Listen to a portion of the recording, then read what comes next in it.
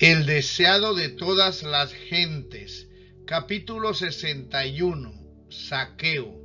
En camino a Jerusalén, habiendo entrado Jesús, iba pasando por Jericó, a pocas millas del Jordán, en la orilla occidental del valle que se extiende allí, formando una llanura.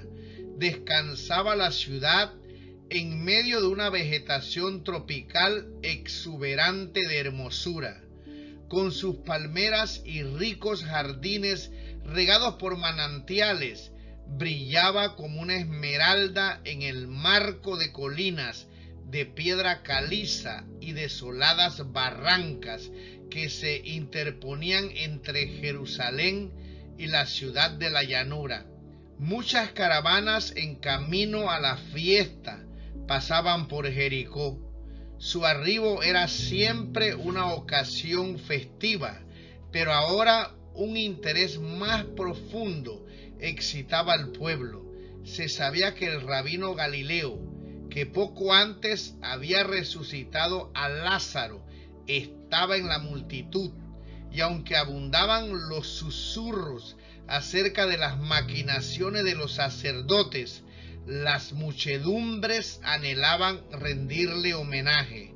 Jericó era una de las ciudades apartadas antiguamente para los sacerdotes, y a la sazón de un gran número de ellos residía allí.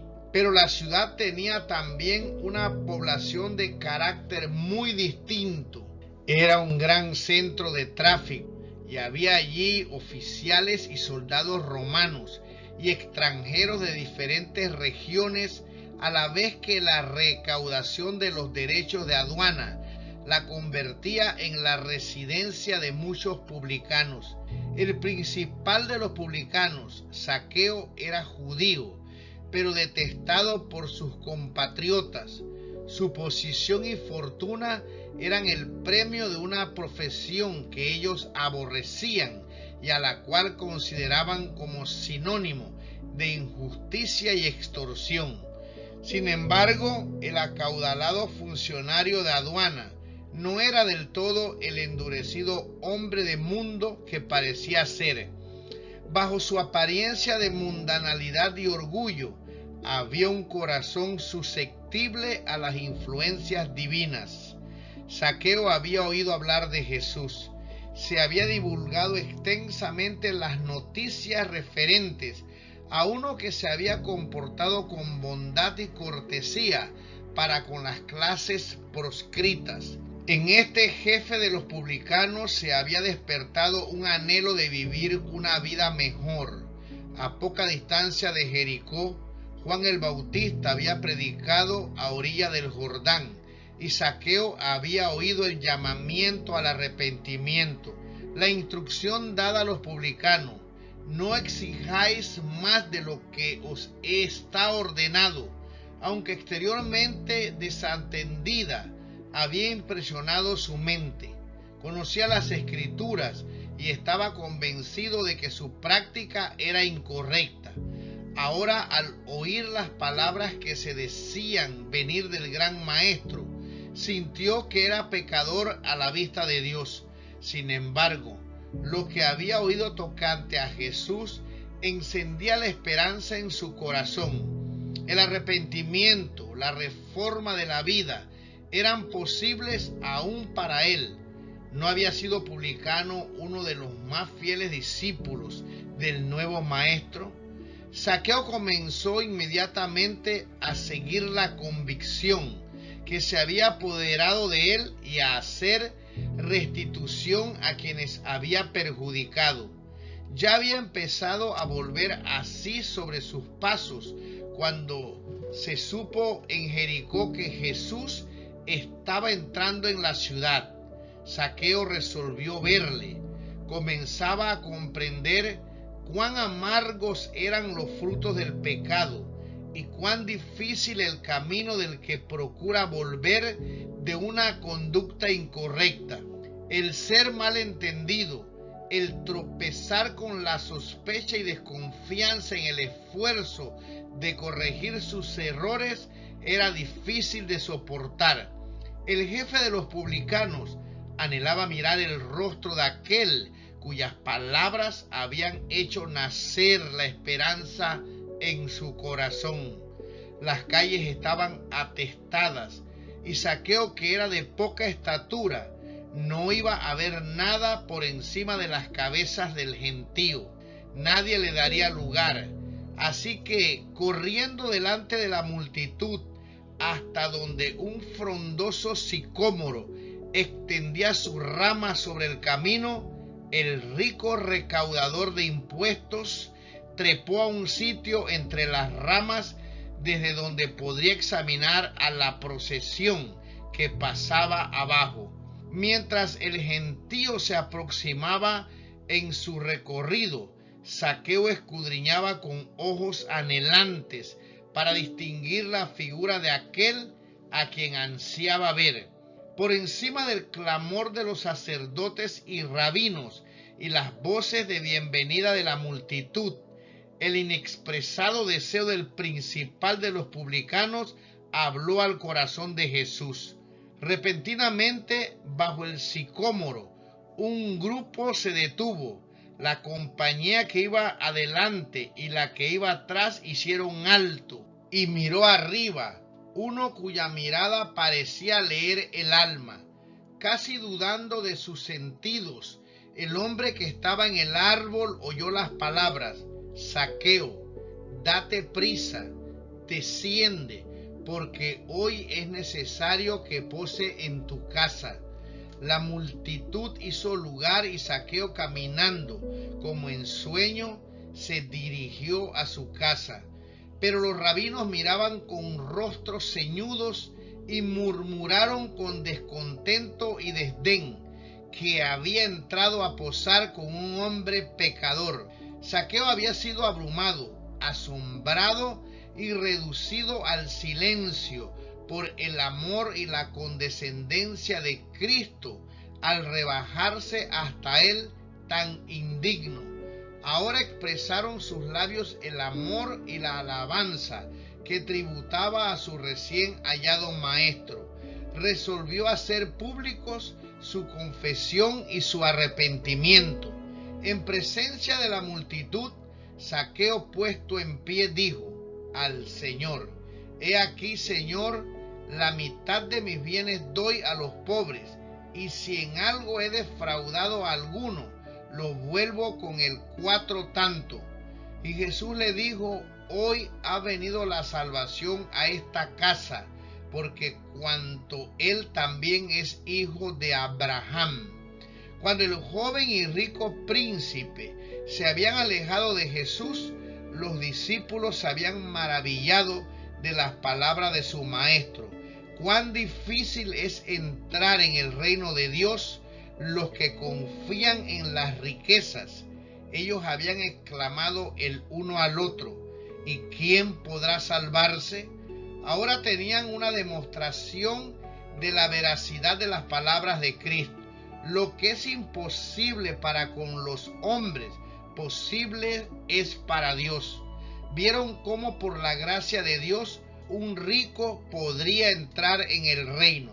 Antes que Zaqueo mirara el rostro de Cristo, había iniciado la obra que ponía de manifiesto que era un verdadero penitente. Antes que fuera acusado por el hombre, había confesado su pecado. Se había rendido a la convicción del Espíritu Santo y había empezado a seguir la enseñanza de las palabras escritas para el antiguo Israel, tanto como para nosotros. El Señor había dicho hacía mucho tiempo: y cuando tu hermano empobreciere y se acogiere a ti, tú lo ampararás como peregrino y extranjero vivirá contigo. No tomarás usura de él, ni aumento, mas tendrás temor de tu Dios, y tu hermano vivirá contigo. No le darás tu dinero a usura, ni tu vitualla a ganancia, y no engañe ninguno a su prójimo, mas tendrás temor de tu Dios. Estas palabras habían sido pronunciadas por Cristo mismo cuando estaba envuelto en la columna de nube, y la primera respuesta de Zaqueo al amor de Cristo consintió en manifestar compasión hacia el pobre y doliente. Los publicanos habían formado una confederación para oprimir al pueblo y ayudarse mutuamente en sus fraudulentas prácticas. En su extorsión no estaban sino siguiendo la costumbre que había llegado a ser casi universal. Aún los sacerdotes y rabinos que lo despreciaban eran culpables de enriquecerse mediante prácticas deshonestas bajo el manto de su sagrado cargo. Pero tan pronto como Zaqueo se rindió a la influencia del Espíritu Santo, abandonó toda práctica contraria a la integridad. Ningún arrepentido que no obre una reforma es genuino. La justicia de Cristo no es un manto para cubrir pecados que no han sido confesados ni abandonados. Es un principio de vida que transforma el carácter y rige la conducta. La santidad es integridad para con Dios. Es la entrega total del corazón y la vida para que revelen los principios del cielo. En sus negocios, el cristiano ha de representar delante del mundo la manera en que nuestro Señor dirigía las empresas comerciales. En toda transacción ha de dejar manifiesto que Dios es su maestro. Ha de escribirse santidad al Señor en el diario y el libro mayor, en escrituras, recibos y letras de cambio. Los que profesan seguir a Cristo y comercian de un modo injusto dan un testimonio falso contra el carácter de un Dios santo, justo y misericordioso. Toda alma convertida querrá, como Zaqueo, señalar la entrada de Cristo en su corazón mediante el abandono de las prácticas injustas que caracterizaban su vida. A semejanza del príncipe de los publicanos, dará prueba de su sinceridad haciendo restitución.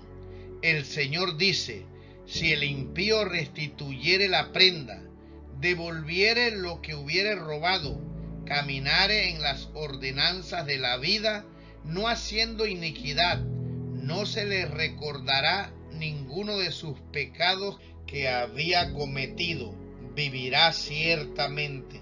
Si hemos perjudicado a otros en cualquier transacción comercial injusta, si nos hemos extralimitado en el comercio o defraudado a algún hombre, aún dentro del marco de la ley, deberíamos confesar nuestro agravio y hacer restitución en la medida de lo posible.